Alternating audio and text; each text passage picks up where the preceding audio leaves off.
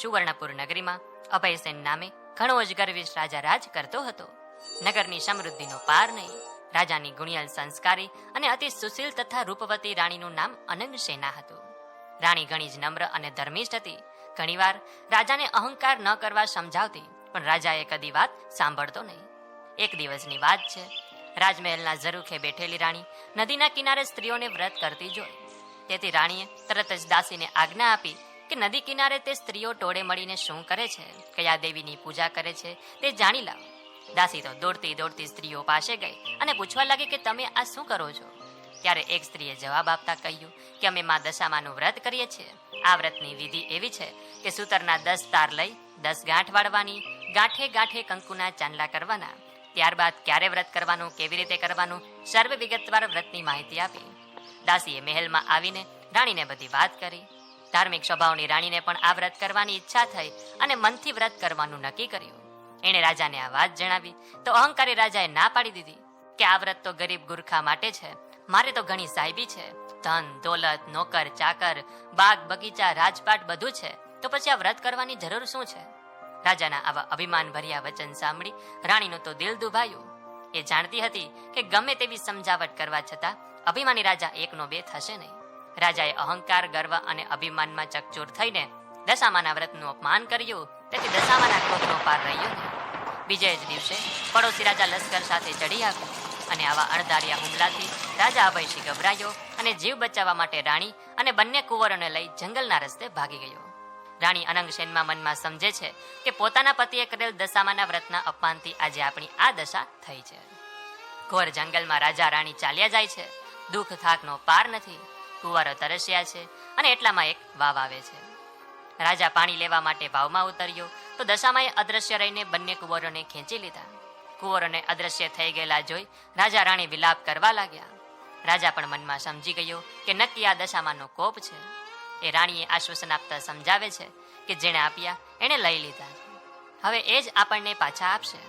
રુદન કરતી રાણીને સમજાવતો રાજા આગળ ચાલ્યો અને હવે થાકના લીધે બંનેથી ચલાતું પણ નથી. રસ્તામાં એક વાડી આવે છે. રાજાને થયું કે હાશ, 2 ઘડી વિસામો તો મળશે. પણ રાજાએ વાડીમાં જેવો પગ મૂક્યા તો ખીલેલા ફૂલો કરમાઈ ગયા. વાડીનો માળી પણ વિચાર કરવા લાગ્યો કે નક્કી આ માણસ પાપી પગલાનો છે. તેથી માળી લાકડી લઈને રાજા રાણીને મારવા દોડ્યો. રાજા રાણી ત્યાંથી માંડ માંડ બચીને ભાગ્યા અને જીવનથી હતાશ થઈ ગયેલા જેવી તેવી હાલતમાં એક નગરમાં આવી પહોંચ્યા. એ નગર રાજાની બહેનનું હતું. રાજાને આશા હતી કે બહેન જરૂર આશરો આપશે. એણે પાદરેથી પોતાની બહેનને સંદેશો મોકલ્યો કે તેનો ભાઈ આવ્યો છે. બહેને પોતાના ભાઈને એક ગાગરમાં સુખડી મોકલાવી અને સાથે સોનાની સાંકળી પણ મૂકી. સોનાની ગાગર પિત્તળની બની ગઈ, સુખડી ઈંટના કટકા બની ગઈ અને સોનાની સાંકળીના બદલે ફૂફાડા મારતો કાળો નાગ નીકળ્યો. રાજા વિચાર કરે છે કે મારી સગી બહેન મને મારી નાખવા આવું ન કરે. નક્કી આ પણ દશામાના કોપને કારણે જ થયું છે. આવો વિચાર કરી રાજાએ ગાગર ત્યાં જ દાટી દીધી અને રાણીને લઈને આગળ ચાલ્યો. ચાલતા ચાલતા એક નદી આવી. નદીના કાંઠે ચીબડાની વાડી છે. રાજા 2 હાથ જોડીને વાડાના માલિકને કરગરવા લાગ્યો કે ભાઈ, 7 દિવસના ભૂખ્યા છીએ, દયા કરીને એક ચીબડું આપ. ખેડૂતે દયા કરીને એક ચીબડું આપ્યું.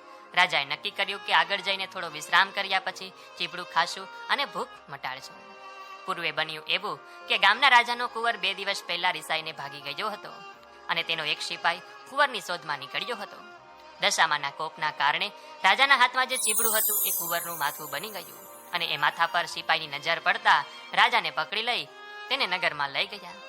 નગરના રાજાને બધી વાત કરી અને રાજાએ પોતાના કુંવરની હત્યા કરવા બદલ અભયસિંહને કાળકોટડીમાં હુકમ કરી બંદીખાનામાં નાખી દીધો. રાજા વગર વાકે કેદ થયો. તેથી રાણી અનંગસેના પર દુઃખનો પહાડ તૂટી પડ્યો. એ રોજ જંગલમાં જતી, લાકડાનો ભારો લઈ આવતી. વેચીને જે પૈસા મળે એમાંથી પેટનો ખાડો પૂરે. આમ દિવસો પસાર થવા લાગ્યા.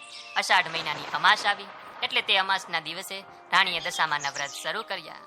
દશામા વ્રતના 10 દિવસ નકરડા ઉપવાસ કરી માની ભક્તિ કરી. રાણી અનંગસેનાની અપાર ભક્તિ જોઈ દશામાનો કોપ શમી ગયો. માએ રાણીને આશીર્વાદ આપતા કહ્યું કે કાલે તને તારો પતિ પાછો મળશે.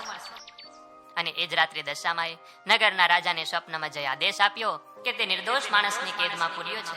તારો કુંવર તો તેના મોસાળમાં લીલા લેર કરે છે અને કાલ સવારે પાછો આવી જશે.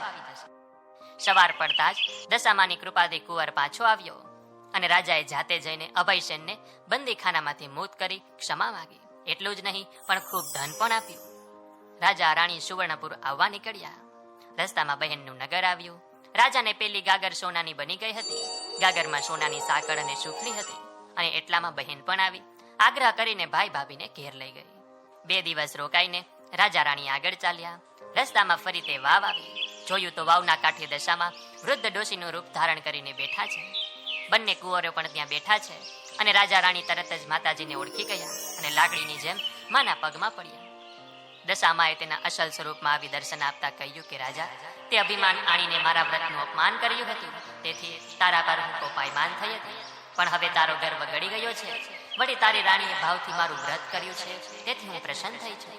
તારું રાજ તને પાછું મળી જશે. માં માં કરતો રાજા અભયસેન દશામાના પગમાં આડોટી બોલ્યો કે માં, હે દયાળી, કળિયુગમાં તમારી કસોટીમાંથી કોઈ પાર ઉતરી શકશે નહીં, માટે આવો કોપ કદી કરશો નહીં. દશામાં મીઠા સ્વરમાં બોલ્યા કે તારી વાત કબૂલ કરું છું. કળિયુગમાં જે કોઈ મારી કથા સાંભળશે કે સંભળાવશે તેની દશા સદાય સારી રહેશે. અને આમ કહી દશામાં દ્રશ્ય થઈ ગઈ.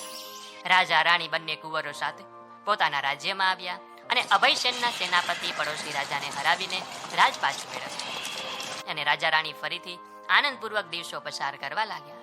અને હવે તો રાજા અને રાણી બંને આ દશામાનું વ્રત કરે છે, દશામાની સેવા પૂજા કરે છે.